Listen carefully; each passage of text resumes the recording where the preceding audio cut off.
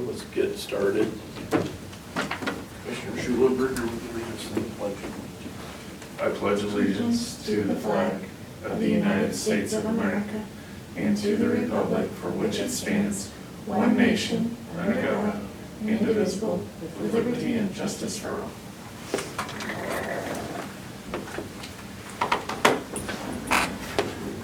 Morning, Ann. Good morning.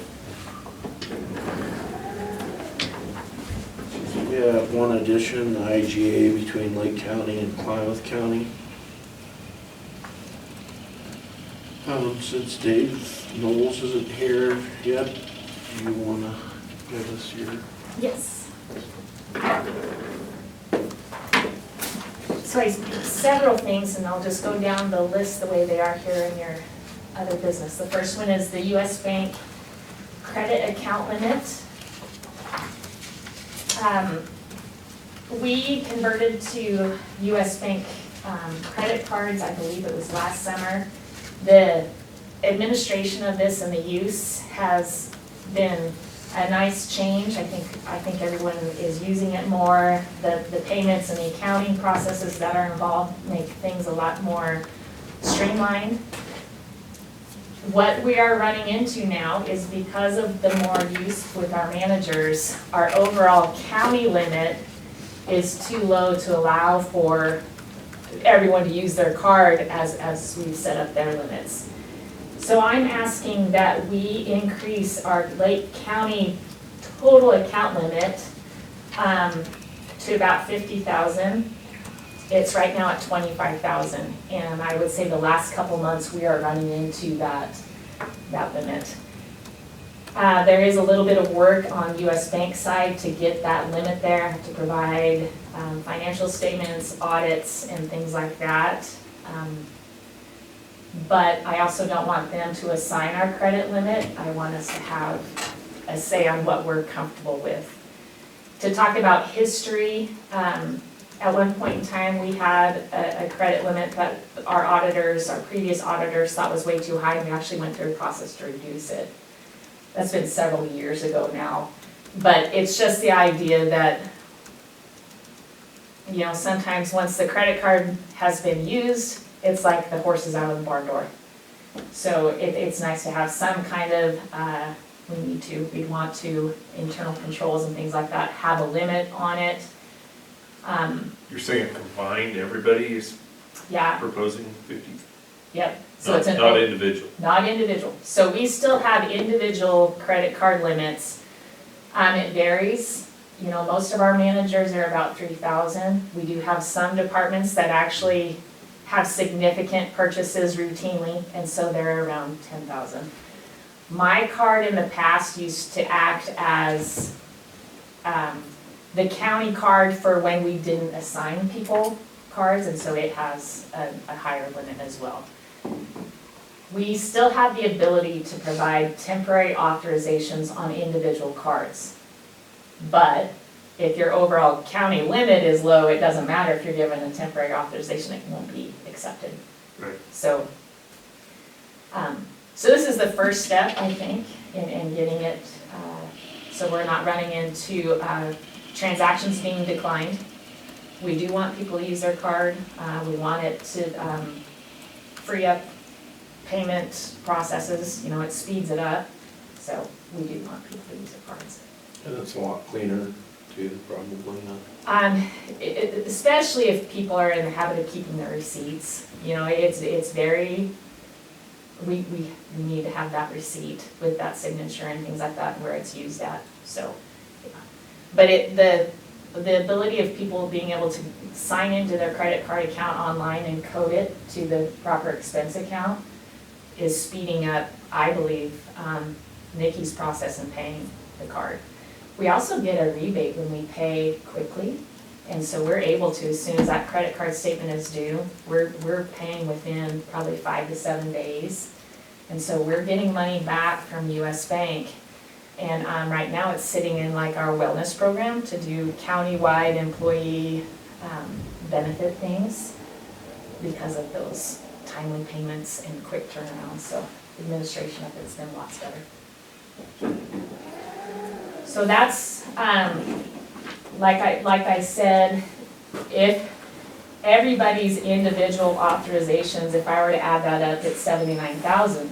But there is kind of a, in my mind, there's a sense of why would we not have any limits and not know that that's where we're at, and it's just, like I said, it's kind of out the barn door. Our credit cards themselves have some limits on where they can be used and what they can purchase. So there's, it's not like it's completely out the barn door. There are some stops. Most people have a credit limit of what? 3,000. Oh, 3,000. Jake and I were just talking this morning, when he makes national conference registration, Plane reservations Plane. and hotel reservations. he But it needs a seems for higher limit. 3,000, so I have to use Ann's card. Yeah. So But once we increase the county limit here, I could give him a temporary authorization, and those temporary authorizations can be put in place so they expire like in 2 weeks. Okay, we'll give you a couple weeks to get all of your payments and registrations in, and then it goes back to the regular limit until you need that higher limit, in 6 months when you're doing it again, or a year, or whatever. So just offers us a little bit more flexibility that way. So, this is probably a stupid question, but have you guys ever looked into like, Alaska Airlines credit card? Because if you use it a certain amount, you get mileage, and then it reduces our plane fare, and sometimes it even, can we do that as a county? I don't know. Well, I just have one personally, and so it allows us to get one free ticket every year, So and so, so in this program, it's corporate. There is an individual liability if you use your card, for unauthorized uses. The individual is liable, but the county gets the benefit and the reward. There's certain ethic laws that if you're traveling for work, but you receive a benefit off of your traveling for work, that's a practice that should not occur. But So I mean, the county is getting the reward off of this card. In fact, we just got a payment this morning, about $700. So that's the benefit of our corporate card, and we're using it for county benefit, countywide benefit, so. I'm talking about Yep. like a discount on county airfare, like if we fly to Washington DC, or I'm not aware of and I can do some research to see if counties have a corporate Alaskan Airlines or Southwest credit card or Delta and see if they use that. I don't even know that the federal government did it that way. So I don't know that that's a, option. we get a rebate. We could make a decision to use that rebate specifically on county travel, so in essence you would be getting there that way, but I don't know. I don't even know. So Seems that, to me like individual credit limits are a little low. 3,000 seems a little low. and it's been, like I said, we have more people with credit cards now than we've ever had in the past. And there's only been, throughout the, we're not quite a year on this program, there have been some temporary authorizations needed. Fairgrounds. And then Jake.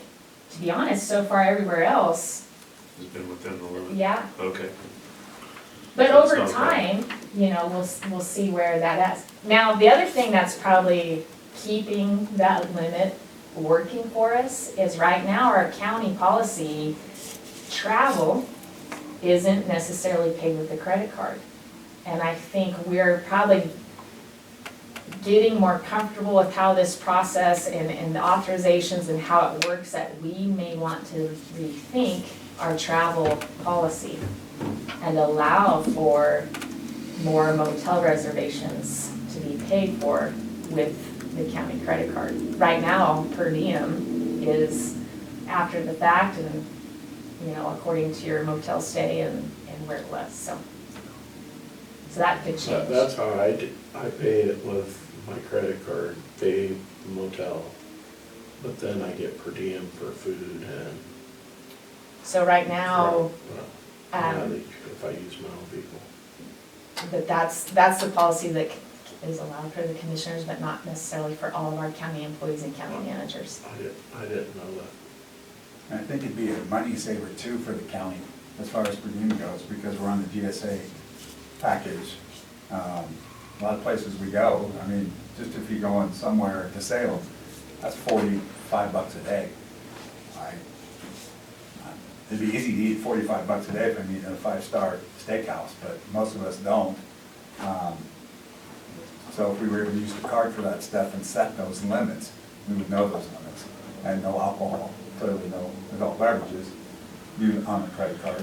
I go to directors' meetings around the state, and most directors ask for their food on one tab and their drinks on another tab, and they pay, and they have limits. And they pay for the hotels too, and they say, yeah, it's a money saver for the counties, I mean, over time.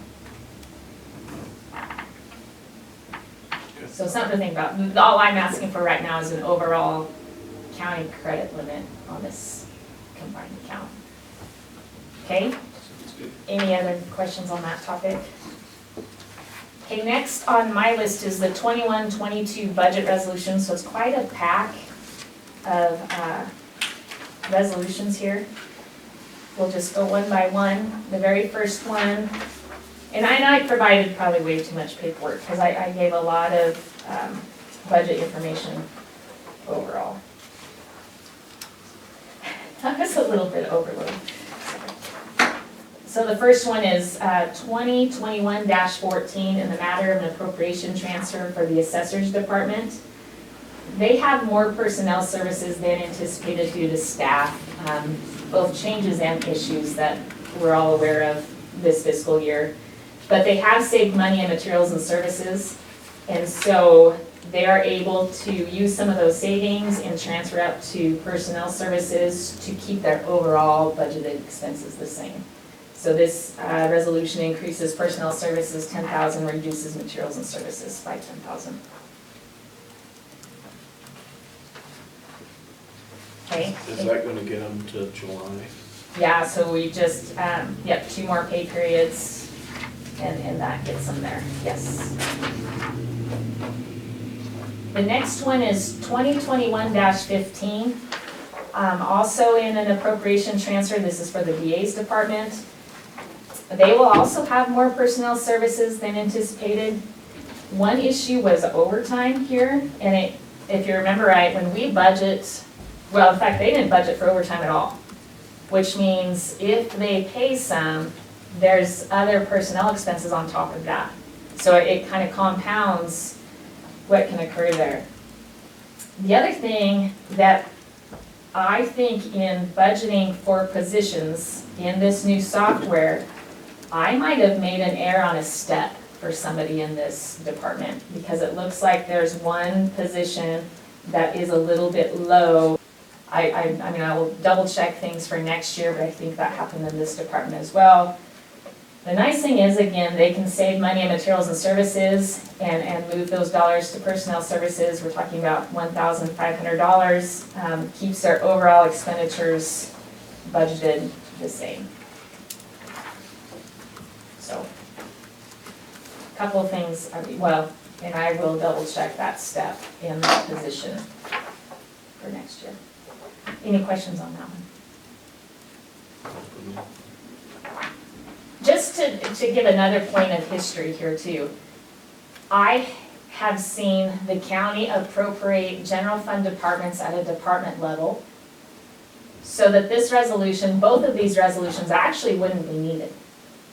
It's within the department total, but sometimes there is a more information, more discussions, more understanding of what is actually going on in people's budgets when we appropriate at this department category level for all these departments. So just to help talk about why we need to do more resolutions than some other people. Resolution number 2021-16 is again in an appropriation transfer. This is for the Sheriff's Department. This one's the other way. They will have more materials and services than anticipated. Couple different reasons for that. Fuel costs. I mean, we've been talking about fuel costs for a while now. They also had kind of a one-time like physician evaluation things that we paid for this last fiscal year. That's not going to be the normal. That was outside of normal operations, but those two things affected their budget. And so to get them through June 30th, it looks like they need about $22,000. And then in your details there, you can see kind of the line items. You know, another one they went over on was animal control. So fuel, animal control, physician expenses kind of hit them hard this fiscal year, but they had money in personnel services. So we're able to decrease personnel services and increase materials and services.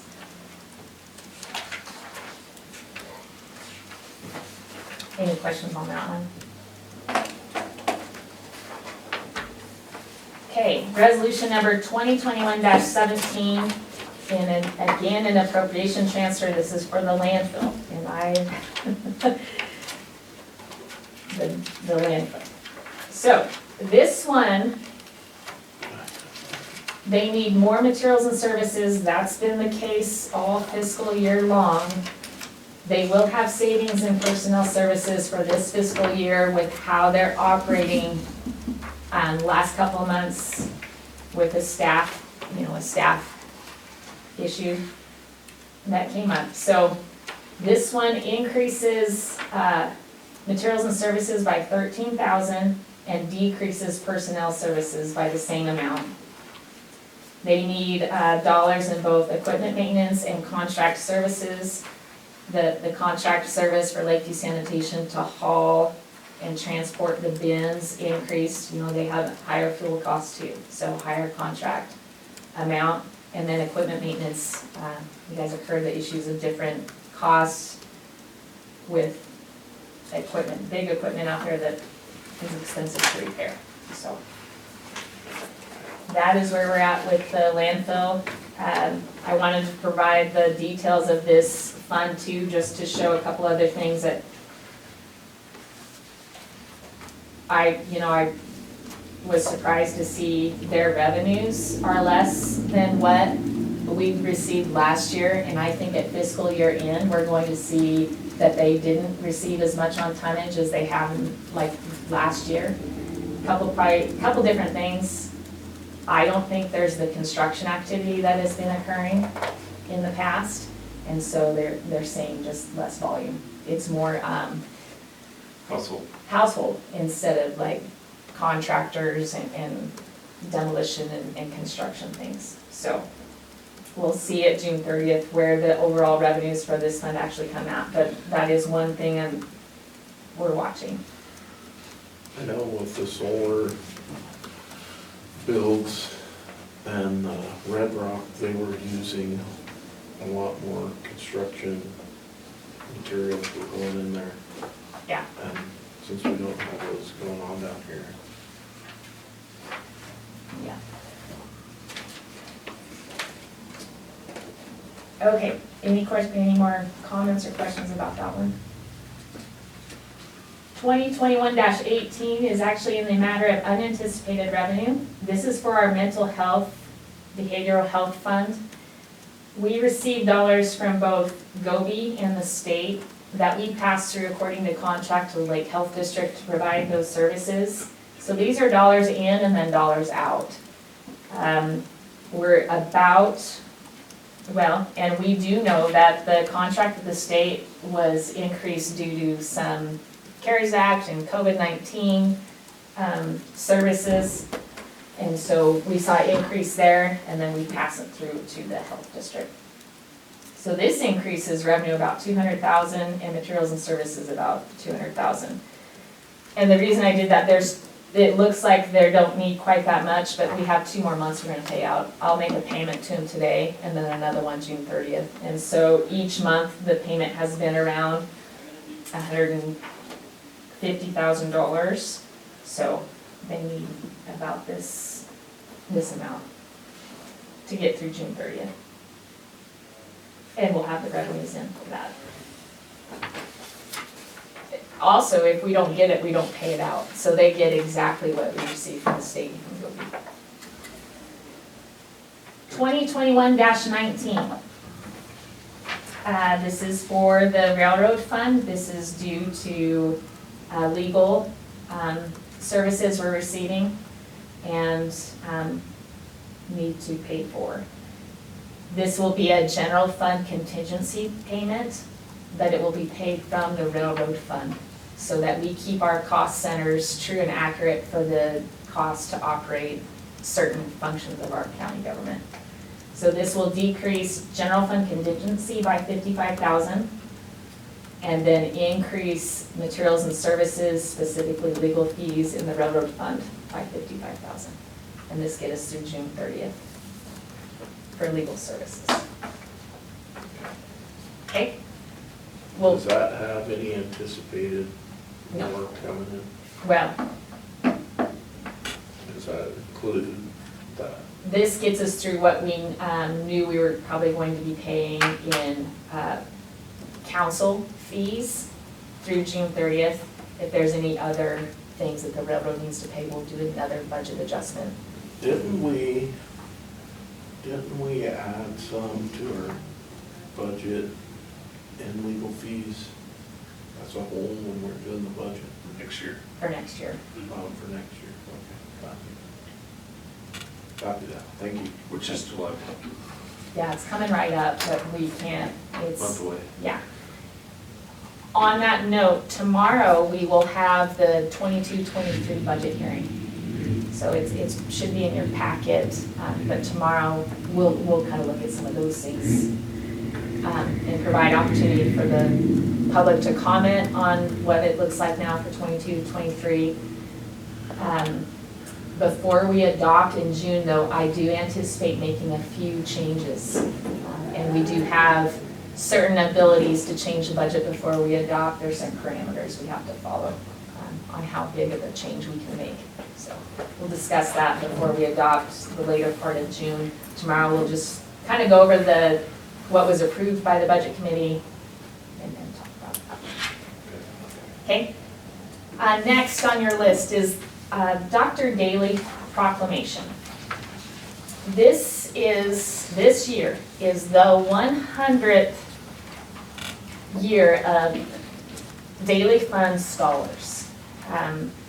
It is a very significant legacy that he provided for his beloved children of Lake County. There has been a book that just got published from Professor Sam Stern at OSU that talks about this legacy and the scholarship, and he in research found out that this is, I need to make sure I say this right, it is the second oldest place-based scholarship. There is one in Vermont that allows their students to attend Dartmouth, and it started in the 1800s. But this scholarship, for the dollars that it has provided, the number of students that have benefited, it kind of blows it away. So the weekend of June 24th and 25th is the Daley Trustees meet, and they kind of announce the new recipients for this school year. There will be a dinner on Friday night in celebration, and also Dr. Stern will talk about his book. The Daley Trustees are invited. And there will be some activities going on that weekend in honor of this. It is, it is a very, very significant aspect of Lake County. I was hoping that we would have a proclamation for you guys to read, you know, in honor of that weekend. Barb Simpson is very instrumental in the Daley project and also Dr. Daley history. So she's drafting that. The proclamation, I think, is going to be presented to both the County Board of Commissioners, Town Council, and I think she's sending it up to possibly the governor too, since the state's not in session. So there was a couple of facts that she wanted to make sure that the proclamation was correct on, as far as like the number of recipients and maybe even dollars. So she wanted to nail down those facts. I may have that draft this afternoon. We'll have it before tomorrow for sure. So we just want to get the word out. I was a Daley Fund recipient. My kids are. My brother was. I just think it is a, Lake County actually, I mean, like, we really do value education here, and it was an honor for me to be able to receive those dollars, and then not only that, but come back to Lake County and, you know, have an education that I felt could benefit the community. So I think it's very, very significant to speak about. So I'll have that proclamation for you hopefully this afternoon, and then tomorrow we can maybe have that one. Any questions? And it covers all Lake County kids, correct? Yes. And so maybe send up to North Lake and Paisley would be great too. Okay. We can do that. We can send it to the city of Paisley. Maybe they can announce some things in Desert Whispers or through the North Lake School District too. The ESD is purchasing a classroom set of Dr. Stern's book, and now I'm trying to remember if they're buying one for both North Lake and, I can't remember how that's working, but there is quite a push in the schools to kind of understand the history of Dr. Daley and what this award is and how it came to be. I guess the book is a great read. It talks about his career, which was a doctor and a lawyer and a banker and even kind of, I think he worked as a politician some too. I mean, he just really was in tune and very involved. So, did some great things. Being on the museum board Yes. as a liaison, there's not a lot of physical items from Dr. Daley. But I do know that the school just recently donated Dr. Daley's watch, his pocket watch, and also some annuals that had photos of him, so pretty neat. Got a couple years in there. Good. Very good. And I just read his tombstone, what was on his tombstone was pretty amazing. Yes. That needs to be highlighted too. I wish I'd have brought it, but. Tickets for the dinner actually go on sale tomorrow at the Chamber of Commerce. And that's Friday night, June 24th. And I believe the inscription of the tombstone is going to be printed out as a placemat for the dinner. There's also artwork by Debbie Watt's class. She's done it in the past of different things that they draw up for Dr. Daley as bookmarks and stories and things like that. You guys, if you've seen them in the past, the posters that named all the recipients up through, I want to say it might have been 2008. Those posters will be on display.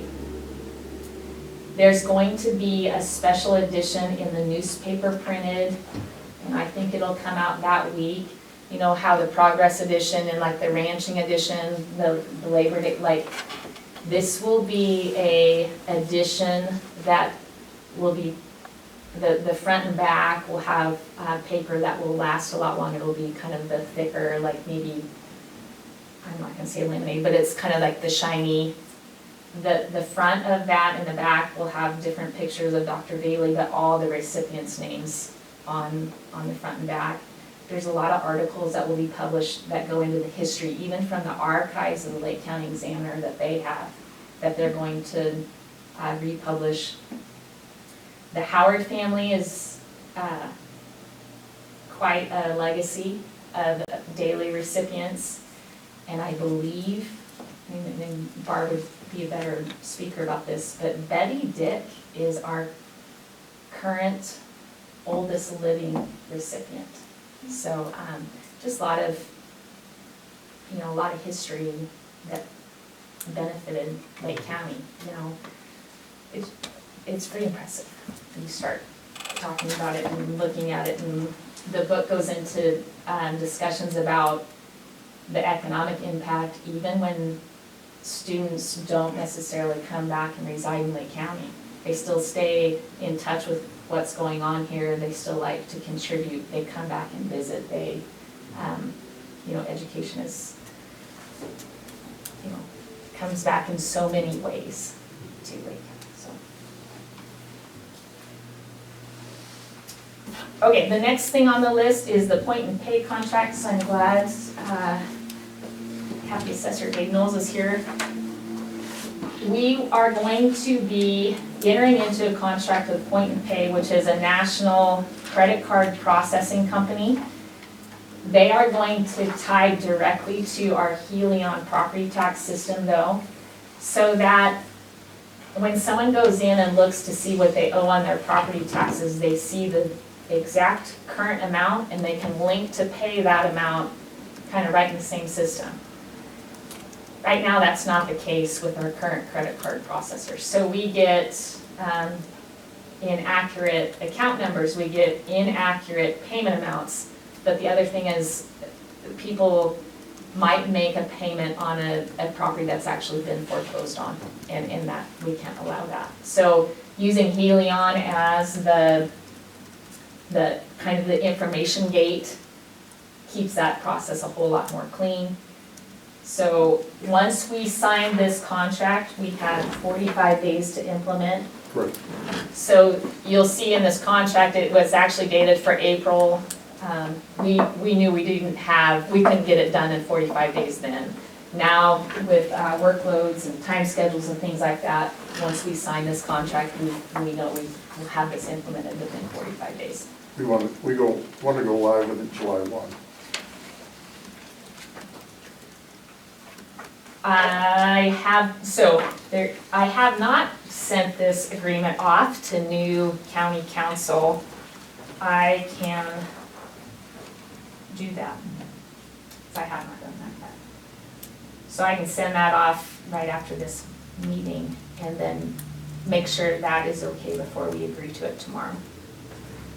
Just for a word of number, Helion covers 20 counties. Pay and Point does 30 of the 36 counties for taxation credit card collection. So it's pretty common statewide. And the way we can filter it down and control it is so much superior than what we have. And it's no additional cost to us. Yeah, thanks for that clarification. There's no cost to Lake County to have this contract in place. The taxpayer, when they're paying their taxes, pays a fee based on what kind of credit card they have or which way they're paying. And so the cost of the service is actually on the... This makes services easier. It makes it much more accurate for us. It filters it down and falls down, because right now, if you're on a website, you go to pay a payment, you have to know your account number, you have to know your account, and you have to enter that all in. And this, once you find yourself in our account system, it preloads and loads it all in there. But the fact that we can control payments on foreclosures will be huge. Ann had to write a dozen credits as refunds this year that we couldn't set partial payments on that. It's just a much superior system. Okay. What will happen with our current credit card provider is just over time, it won't be used anymore because people will be able to click and pay right there in our property tax information system. And then I will go through the process of terminating that contract after looking through all of the the language of that, but right now, you know, we'll just direct all the payments to this one spot. And then work through that process with the other one. Okay. Okay, any more questions? It's good to get on board with what everybody else is doing. Yeah. Yeah. Thank you, Ann. Yes, thank you. Do we have anybody online? Dave, Yeah. Am I next? you're late. Yeah. I was told 9:30. So I know. Just do what I'm told. So I'm here this morning for an IGA. And this goes in play with what's going on with what Ann was just talking about. Not only are we changing our way we take credit payments over the phone, it's on our public website. We're currently in contract with Lane County. It provides us our county website. It's Pat's, everybody's been there and seen it. That system has been in place. Lane County was very active with 7 other counties at one point, so that using this program was originally written by Deschutes County. Lane County got it and started using it for Thomson Reuters helper counties. Currently, basically, there's only 1 county left in Lane County, and actually there was 2. One county renewed and we're not. I'm moving on. They have not upgraded, they have not maintained. It's been a real source of irritation for me with that public site. It's the same old, and it's been that way since I've taken office, and it's time to make a change. So we're moving towards going in-house, and part of this IGA that we're here to talk about this morning has to do with the mapping side, because it's very important. People want to know where the property is, or people purchase property, want to know how to access it. And we do not have an in-house cartographer at this time. And this IGA we've struck up a deal with Polk County. Their cartographer is writing the software program and will be maintaining that mapping and updating that. So again, we currently are using Deschutes County for our cartography work. Polk County will be getting the data from Deschutes and putting it on the public site. And so that's what this IGA is. As far as cost goes, we're currently paying Lane County $500 a month, $6,000 a year to keep this alive. And Polk County's contract for us is for the first year is $1,500, and that includes their initial work and setup. If we do not have a cartographer in a year and we have to go in with them another year, they're looking at renewing that contract, but it'll be at a lesser of a value because they don't have to just build up cost. He figures he's gonna have close to 20 hours in the original ranked up to get this going. Says once it's up and going, he says very minimal to maintain it and keep it operating. So this is a very positive thing. It'll be coming off of our own server. Right now, when you go to our Lake County website, it takes you off of Lake County to Lane County. That's confusing for some people, and it's also slow. You're waiting for another server to load up. This should work quicker. We've been working with Josh and folks, our IT folks, as far as getting a secure site going. We have our county, the assessor's office has its own server, and it's not going to be on the county one. So anyway, I just got an email back from Paige this morning, and she's reviewed this IGA, and she says, I have no concerns, and I recommend the county approve this agreement. So it's been gone through her eyes, and she's looked at it. So, you guys have any questions about where we're headed? One for me. I have none. Yeah, it's it's just like when we made our software change. Phil knew that needed to be changed before he left office, but wanted the assessor to purchase that. And the previous assessor, Boyd and Brogan, didn't want to fix it. And it's a lot of energy and work to make software changes and to make these changes also. And I'm sure we'll have bumps in the road as we go, but the net result, I think, is going to be more efficient, also more economically beneficial for us.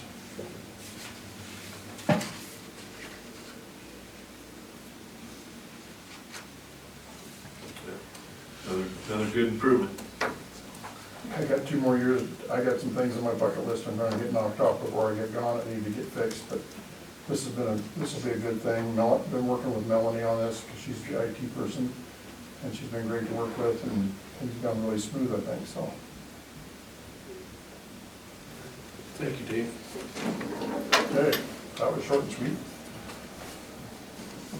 I don't know about Huh? sweet. Hey now. All right, guys. Thank you. Thank you. Mr. Jake, I was a late bloomer. I anticipated on getting that earlier last week and getting it in time for this Melanie, but my timing wasn't good. I believe that's the, I've got 2, I'm waiting for approval on the second one from our new county council. I sent it to her last week, this one here. This is the juvenile detention. Sent it to her last week.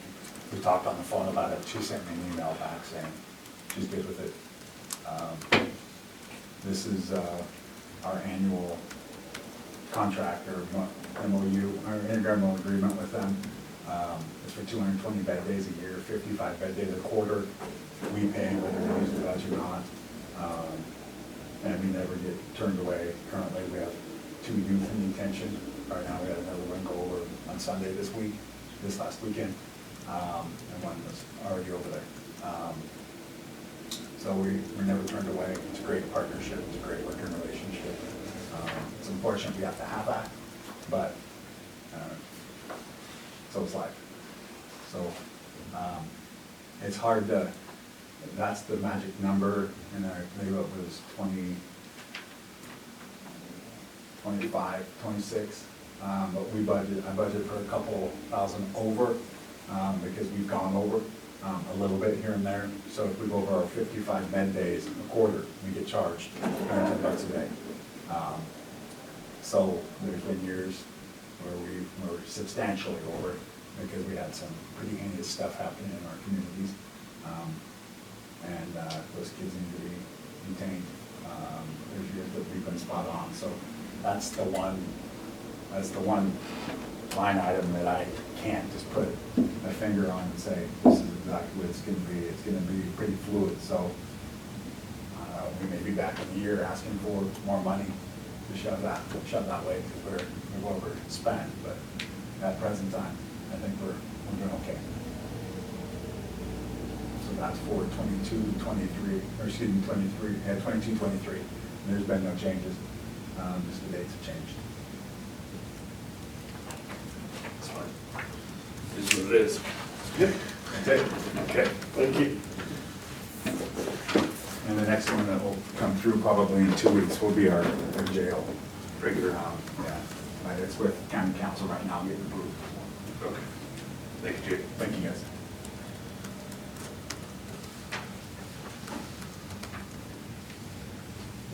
All the other things are timed.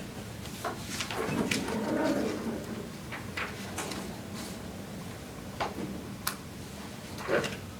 Do you want broadband? Yep.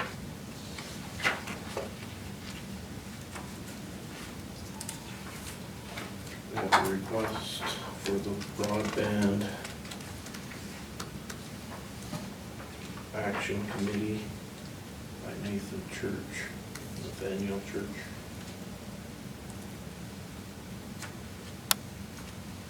You want to go ahead and take action on that today, or?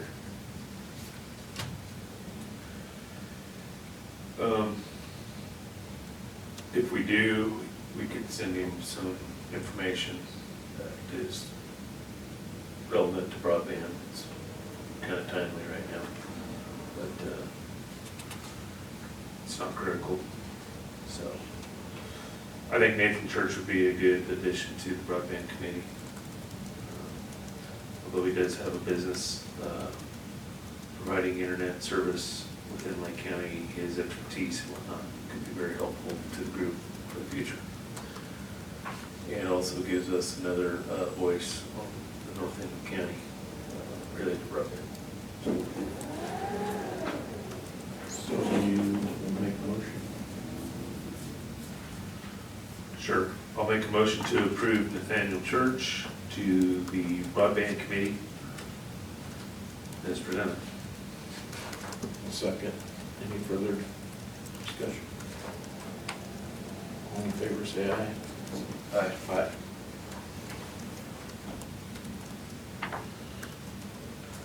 So I guess we could take a short break and we'll come back into session as you turn the county, or the camera on. Copy that.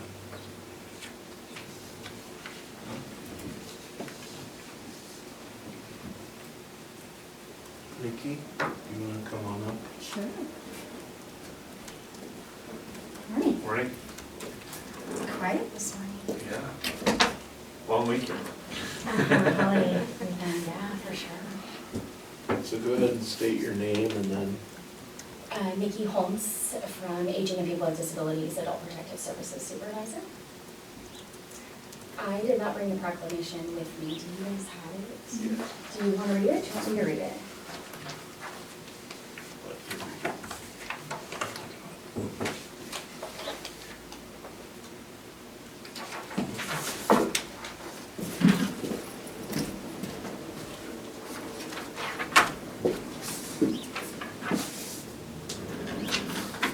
Okay, so this is the Elder Abuse Proclamation, proclaiming Elder Abuse Awareness Day on June 15th in Lake County, Oregon. Whereas thousands of vulnerable seniors and people with disabilities are victimized every day by financial exploitation, physical, sexual, or emotional abuse or neglect, and whereas elder abuse happens to men and women of all income levels, all cultural and ethnic groups, whether they are in good health or incapacitated in some way, in poor neighborhoods and in suburbia. And whereas the incidents of abuse and neglect take place in homes and in facilities and are perpetrated by family members, friends, caregivers, strangers. And whereas elder abuse is grossly underreported because elderly who are being abused find it very difficult to tell anyone, and usually ashamed and sometimes afraid. And whereas signs of animal abuse and neglect are early warning signs of a senior's need for assistance, all citizens are encouraged to work together in reporting animal cruelty for the welfare and safety of our vulnerable seniors and people with disabilities. And whereas Oregon law enforcement, communities, adult protective service staff, and advocates have forged a stronger working relationship through community-based multidisciplinary teams to prevent and prosecute abuse and neglect. And whereas Oregonians need to be better informed on preventive measures and indicators of abuse and neglect. Now therefore it be proclaimed by the Klamath County Board of Commissioners that June 15th, 2022 is designated as Elder Abuse Awareness Day in Lake County, Oregon. We encourage all citizens of Lake County to unite as a community to support our aging and people with disabilities. So once again, I'm here just to thank the board in Lake County again for doing this proclamation for us every year.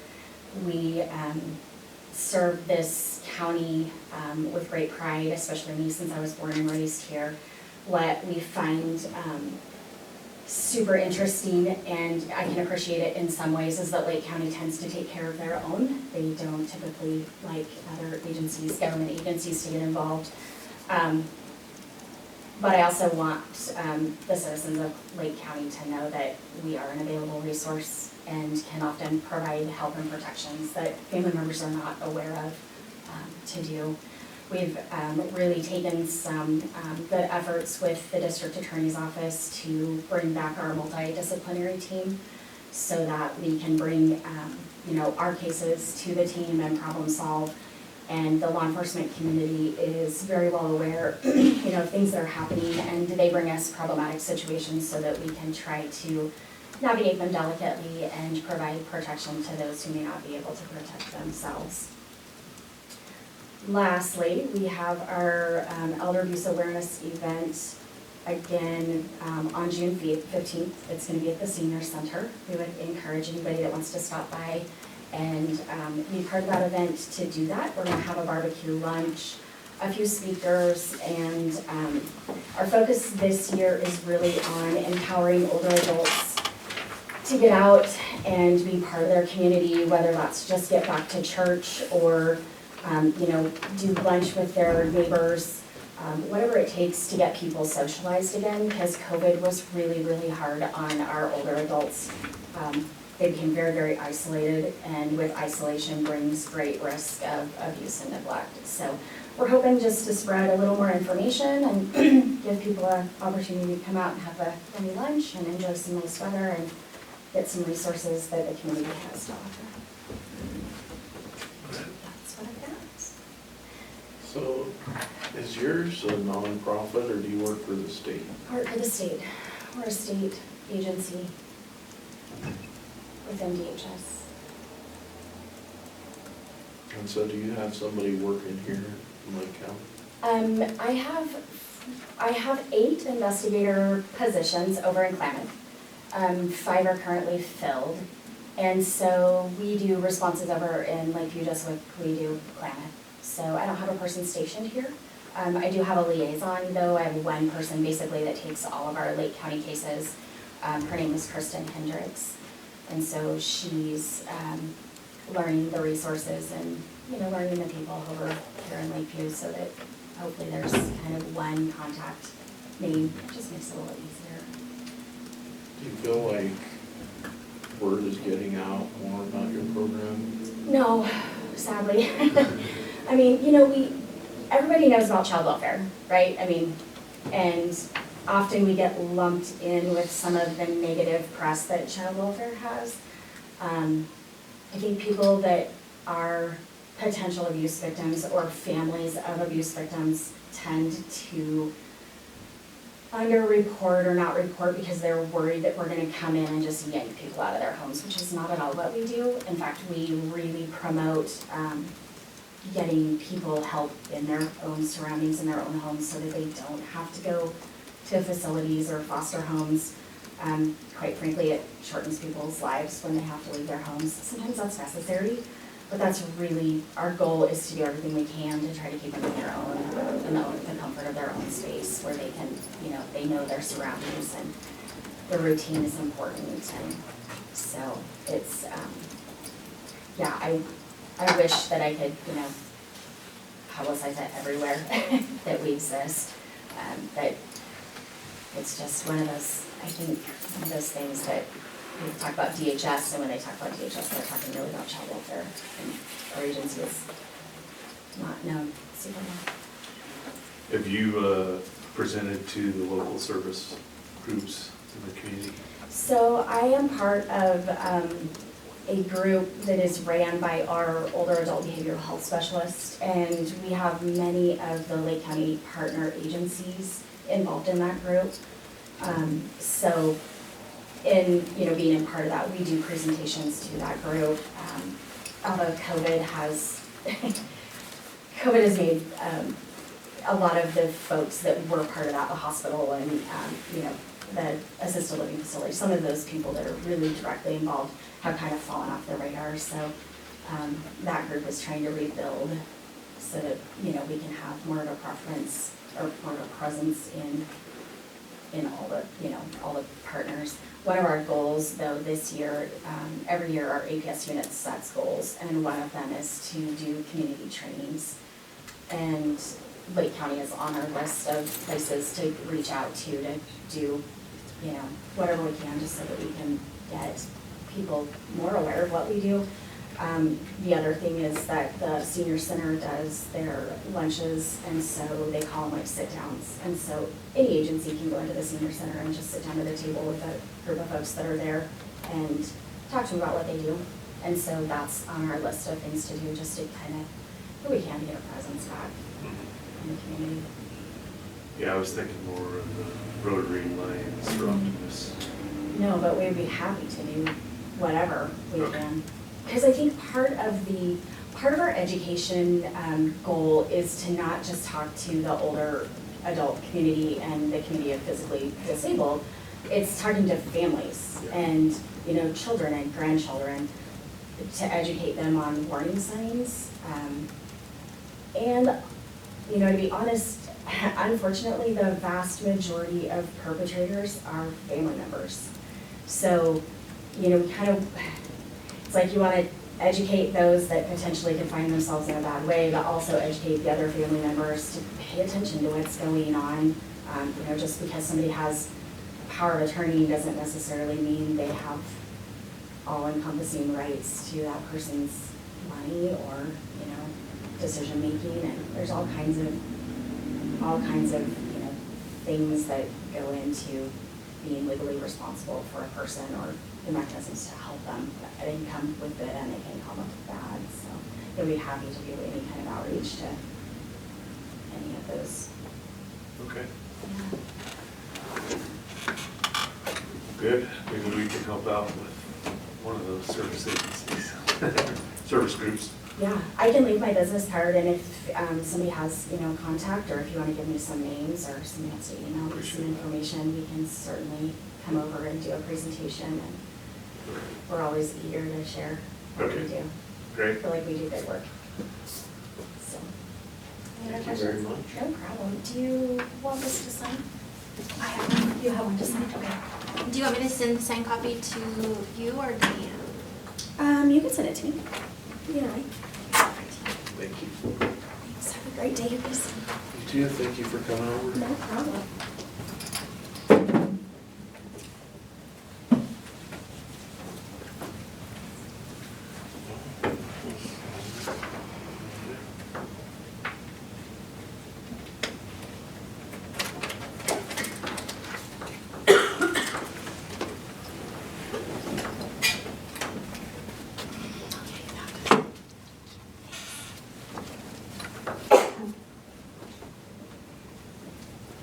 Recess. I guess. Some dogs on it.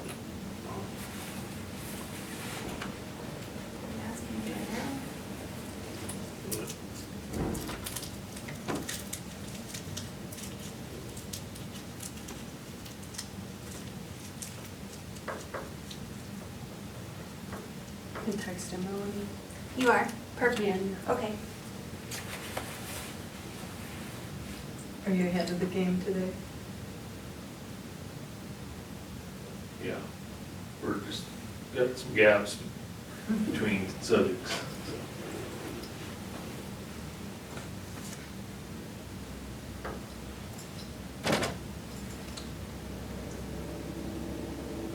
How's your weekend? How are your curtains? They're still not dry. Half of my living room is fluffy.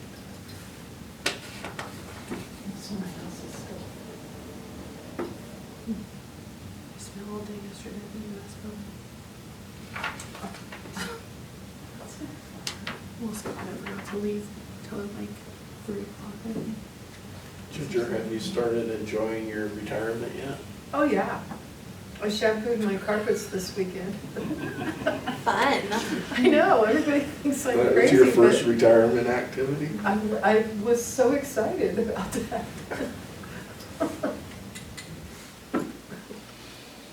For lovely weather, got to keep the heater on, so it I helped dry know, your it was carpets out. cold. Yeah, built fires all weekend. Fires? We actually tried to go mushroom hunting on Saturday. Was that like? Yeah.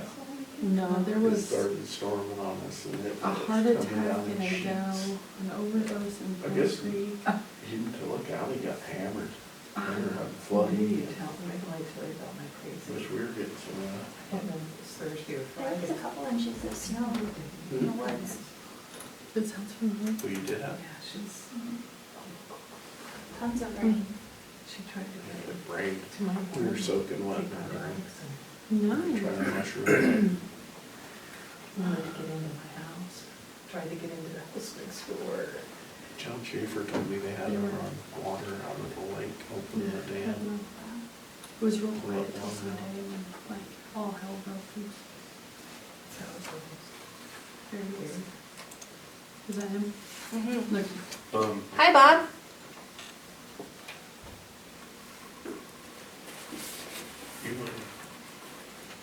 Good chance you could send this, Hi there, can you hear me? oh my gosh, yes. Yeah.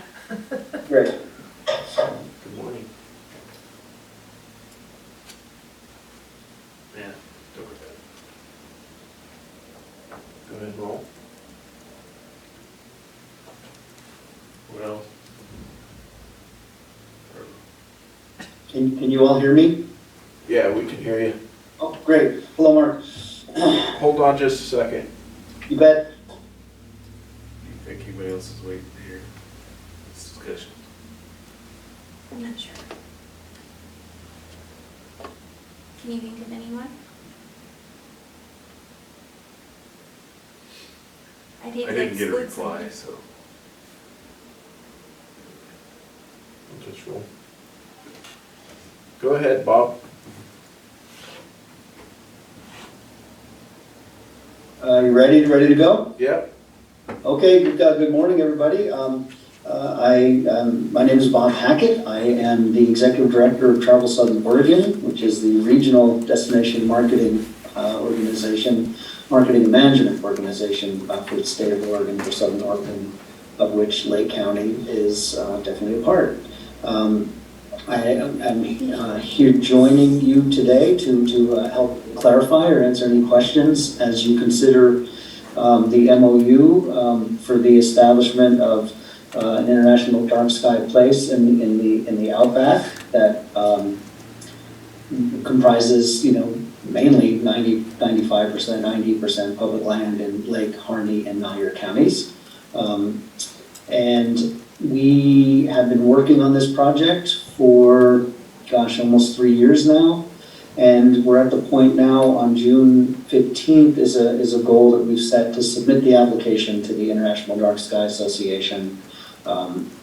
What that means is soliciting lots of letters of support from community members, businesses, and then for public entities such as yourself and the BLM and the Forest Service.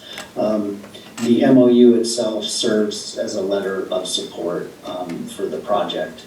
And so a reminder that the International Dark Sky Association is itself an independent nonprofit agency. It's not a government agency in any way. It has no regulatory authority over these dark sky places that the program they've created to help conserve and celebrate night skies across the world.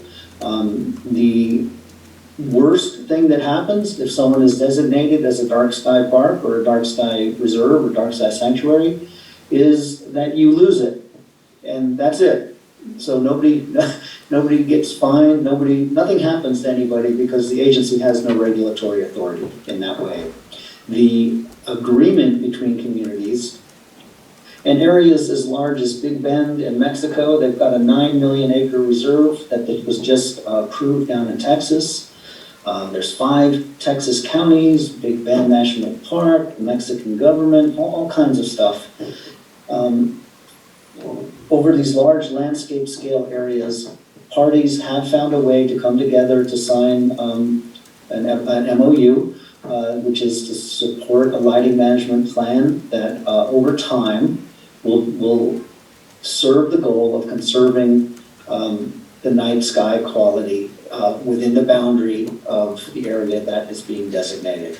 And so we have worked, and some of you have been party to that all along the way, particularly with Todd Forbes at the Lakeview BLM, Scott Stoffel, Barry Imler at the Forest Service, Shannon Ludwig up at the Heart Mountain Wildlife Refuge, as well as Jeff Rose out in the Harney County BLM, Harney County offices. And so you have the MOU in front of you. I think you have the lighting management plan in front of you as well. That has gone through 5 drafts, that lighting management plan, all of it accommodating great and 100% legitimate input from Forest Service and BLM about concerns, which are some of the same concerns I've heard from some of you in the past, and I totally understand those questions. And you'll see in this draft of the LMP, it's a 5th draft that has accommodated a lot of language that's not so must do. It's not so binding in a way that was making high-level public lands managers uncomfortable. That said, there is still a goal that by signing onto the MOU, that the goals of creating this dark sky space in Lake County and Harney and Malheur is something that the county commissions support, not just in Lake, but also in Harney and Malheur in the phase 2 implementation of it.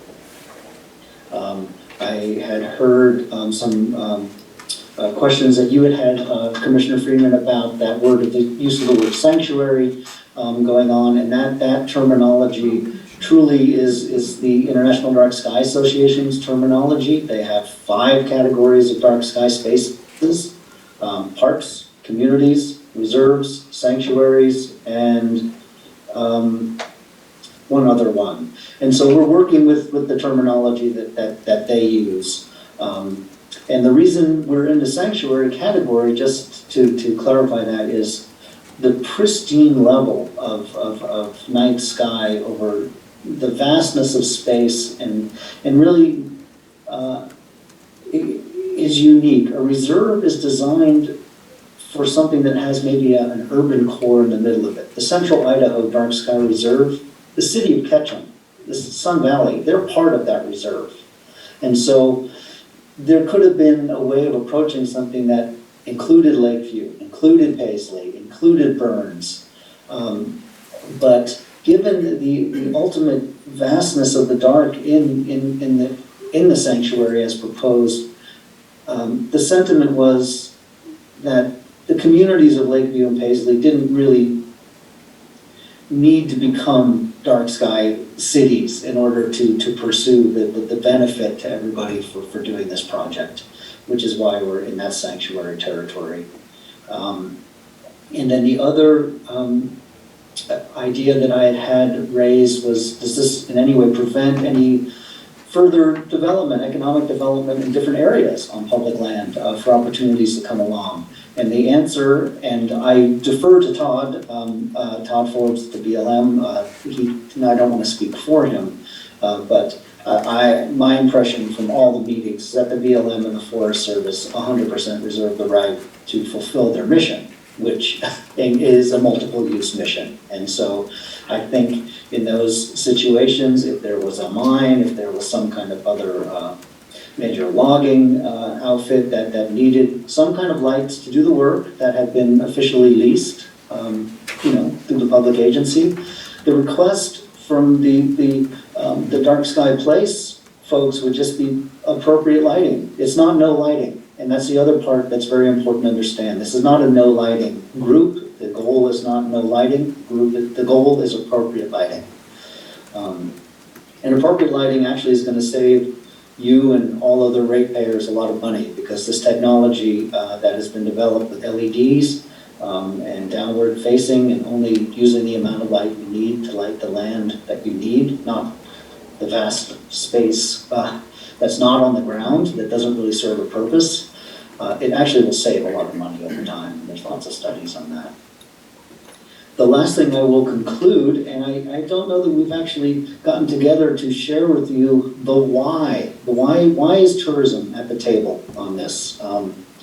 I am not a scientist, I'm not an astronomer, I'm not an ecologist, I'm a destination management worker. And so there have been studies on the Colorado Plateau as recently as 2019, 2020, because down in the Colorado Plateau, lots of national parks, lots of state parks, and 201, I believe all the parks are dark sky parks. Grand Canyon is a dark sky park, Capitol Reef, Zion. But the important part is that they needed to put an economic value on this. Why? Why should communities care about this? Why should county commissions care about this? Why should people care about these dark sky places? And the answer is that in the research that they've done, visitors in your community who are engaged in night sky activities spend 3 times more money in your communities than visitors who do not. Part of that's a no-brainer, because if you're going to do something that's a nighttime activity, guess what? You're going to spend the night. You're going to go out to eat. You're probably going to have breakfast the next day. But to actually have the study document this, they're anticipating in the Colorado Plateau a $10 billion injection over the next 10 years into that community. It's a vast community, right, in 4 states. But over 10 years, they're looking at something that's going to be about $1 billion a year in extra spend for people who are doing night sky activities. And that's important in Lake County. You know, I think I shared with Commissioner Schulenberger, the 2021 data came out from Dean Runyon about visitor activity in Lake County for 2021, which was up 70% from 2020, which is no surprise. COVID slammed that. But it was about $17 million in visitor spending that came through Lake County in 2021. If we didn't add one more visitor, because that is a concern, and we've addressed that concern with lots of folks as well. The wildlife refuges don't want a bazillion people overrunning Hart Mountain or the Malheur Refuge, and we totally get it. If the same number of people come, but they're engaged in this night sky activity explicitly, and we're able to message it, market it, direct them where to go, the same amount of people will be contributing 3 times as much money in your communities in food and hotel and camping, and the additional of taxes coming into the county and the city as well to help support the things that you want to support. And so that is the why of why I and tourism are here at the table, because I think it's a long-term, low-impact economic win for Lake County that also coincides with an enormous amount of pride in the culture of the folks that live in Lake County, whom I celebrate, because the way that life has been going on out there has resulted in this pristine environment that we're talking about right now. And so it is one way in which this project is different with the International Dark Sky Association, and we've been very clear with them all along. This is not some island where there are no people. This is a lived-in environment. And it's the darkest environment that you've worked with. And we know that, the data, that we know that that's true. And so there's no need to shut down anything that's going on right now. It's to just come together, recognize it, and move forward in a way that just helps conserve it as a legacy project for Lake County going forward. And that's the way I see it. I think the economic win over time is significant, and I think we can manage the visitor traffic. I think we can manage visitor behavior, and we will remain in close contact with you and other public officials to be sure that is happening. Because if it's not happening, then we are failing on the tourism side, on the promise that we are making, that we can make an economic impact that's not a negative impact in Lake County, that ends up being a positive impact. And so with that, I'll pause and field any questions that you may have as you're considering signing the MOU. Do you have anything, Commissioner? You want to start? Just curious, in the description of Lake County, you talk about phase 1A and phase 1B, and phase 1A is obviously a lot bigger acreage. Could you just describe that a little bit more?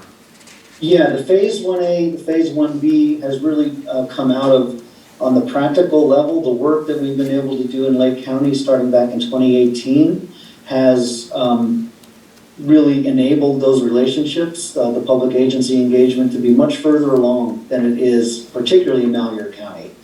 We have some contacts on the ground over in Malheur, but it's much slower to come along. And rather than wait for all of that to happen, the goal is to get this in front of the IDA, have them understand where we're going to go with this over time. It's not that we don't think that the Vail District and the Malheur County Commissioners won't come on board. We just haven't had the level of engagement with those folks that we have had in Lake, and increasingly in Harney.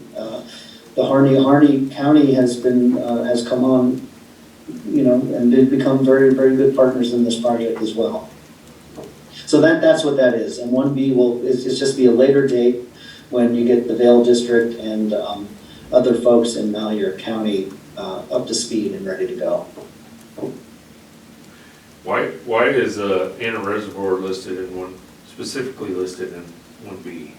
Is it just because it's a notch outside of 1B, or is it in addition to, or? Anna Reservoir is listed in 1B. It says, covering a small portion of the Phase 1 portion, 1B portion, 99,905 acres, and the county responsible for managing Anna Reservoir County Park. I just was Oh, curious why I- Anna specifically mentioned. My impression is that Anna Reservoir is, well, first of all, there's no lights there. I was just out there just confirming that a couple weeks ago. And so there are no lights there. The boundary up in that area, I don't have the absolute answer to that. Don Nilsson, who's my colleague, who's been working with the GIS guy over in Harney County, ultimately landed on that line. And my guess is that the Summer Lake Refuge is right there, right? Yeah. Do you share a border with the Summer Lake Refuge? Yeah. Yes. Yeah, I can't say that there was ever any intention to not include it, and I don't understand the 1B, but I can get back to you on that. Okay. So Bob, I totally agree with you 100%. I think it will help with tourism. I think our skies out in the desert are amazing. You can't see the stars better anywhere else. But I still have problems with the sanctuary thing. I believe everything you're telling me that, it's not gonna be a problem, but it's not in the MOU. My problem is that our deal as commissioners is we gotta protect everyone. And why doesn't it say that any future business or anything will not be affected? If it said it in there, I would be fine. But I've been dealing with some of these environmental groups that they use these MOUs as a foothold, and I'm worried about it. I truly am. I'm worried about, especially our people out in Warner Valley or anywhere else that has BLM allotments or mining activities or anything else. Well, I think you'll see, Commissioner Freeman, that it It's an only Albertson. applies to public land. So there's no obligation on private landholders. No, I'm not talking private landowners, I'm talking private individuals that operate on public ground. Permit holders. Permit holders, miners. Well, I think what you're talking about is exactly the thought process that Todd Ford, the big BLM, has, and the Forest Service has as well. Because they're not looking to get into any situation that binds them in a way that puts them crossways with their leases as well. And so all I can say is that going back and doing the work and coming up with the 4 drafts of the MOU and the 5 drafts of the light management plan, what is in there now is language that both the Forest Service and the BLM are inclined to sign off on, which I understand the concern. I think ultimately, unless it's on county land, right? If it's BLM land, that's BLM's concern, and they have been they've been working this language going through this process over the past year to make them comfortable. And so I don't think that there's, it doesn't apply. I understand, you'll note that there's, ONDA is not a signatory of the MOU, okay? So, but this is not a group that we are, that we have engaged with at all in this process. And the process is really with public land agencies and trying to come up with a light management plan for example, for you guys, I think that really ends up being on a practical level, street lighting in Plush, any lighting on county land in Adel. I think that is actually it in terms of the actual county engagement within the boundaries of what we're talking about. And so, I think if you, one option we could have, Commissioner Albertson, is we could have our attorney, our county counsel, preview the MOU. Yeah. See what her thoughts are, if there's anything binding there for future. Yeah, because on page 3, it talks about the Lake County Commissioners. It says, as elected community representatives who advocate for the needs and interests of the Lake County community and support their ongoing activities. And that's exactly what I want to continue. I don't want any activity stopped because of this. I'm all in favor of it, but I gotta protect, make dang sure that our people are safe from losing any of it. Just like on your MOU, the BLM or any of the BLM, Forest Service or any of them, it says on 3.2.4, it says allow nighttime public access to its respective property, or at least to a designated portion of it. They're already, in that statement, can designate whether they want people on a certain part or not. And they have the power to do that. We have nothing. And that alone is just saying they can limit the use of a portion of that property. And so until I get factual information stating that nothing will happen to our permit holders, I can't sign it until we know that they're protected. And I want to take your word for it, but if it's not in the MOU, doesn't mean anything. And I agree with everything you're saying. I mean, I have no problem with the dark sky. I have no problem with what information you brought us on tourism. I just need to make sure we protect the people that are already here. And so.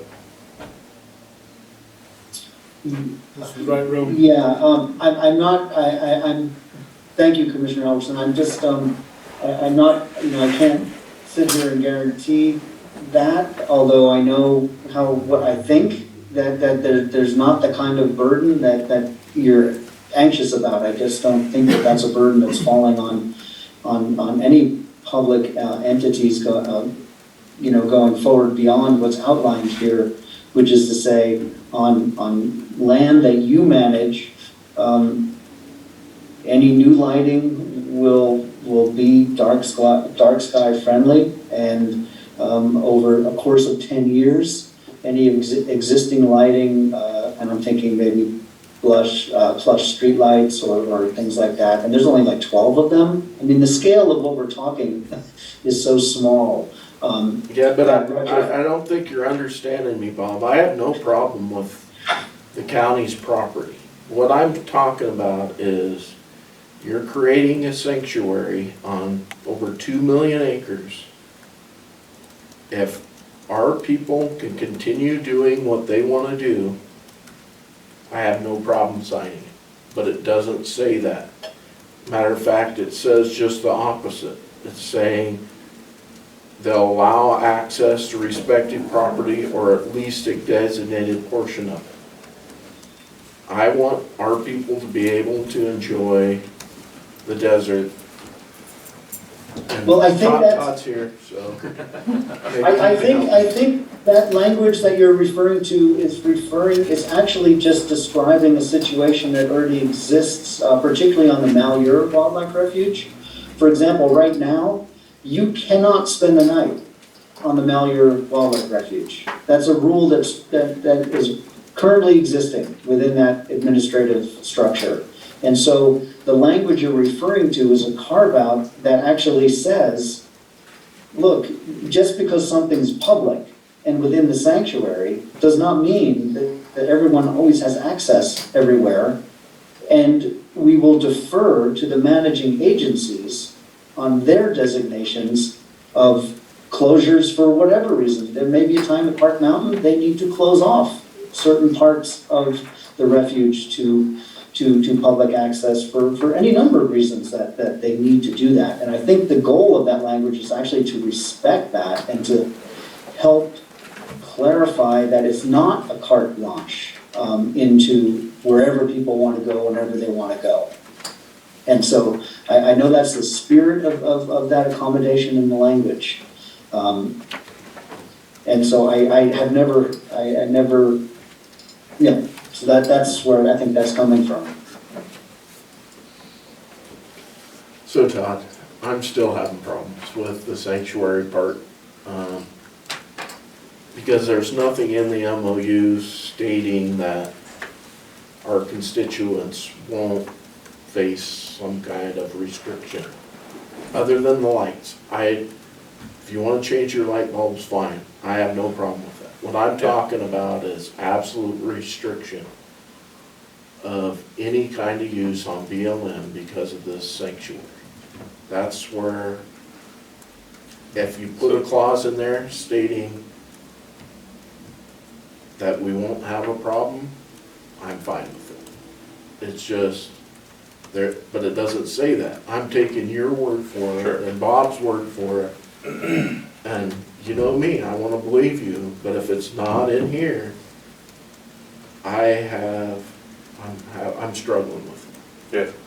So I can talk, Bob, and you tell me if I can jump in here or not. I can talk specifically for, you know, the Lakeview District BLM. So for Lakeview District BLM, the number of lights that we would have to retrofit are 0.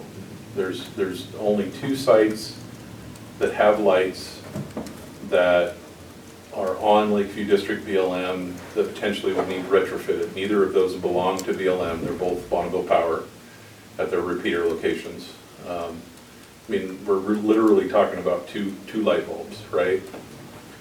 As far as other activities, See, because I don't have a problem at all with the lights. right? Take the lights out of it. My Yeah. problem is with the word sanctuary. Yeah, and words mean different things to different people. And I understand that some people have concerns about that word sanctuary. I don't worry as much about the word as I do what's in the language of the MOU that we're signing, the memorandum of understanding that we would be signing. And within the MOU, the only restriction that would change is if somebody wanted to come in and add new lighting. Would mean they couldn't add new lighting.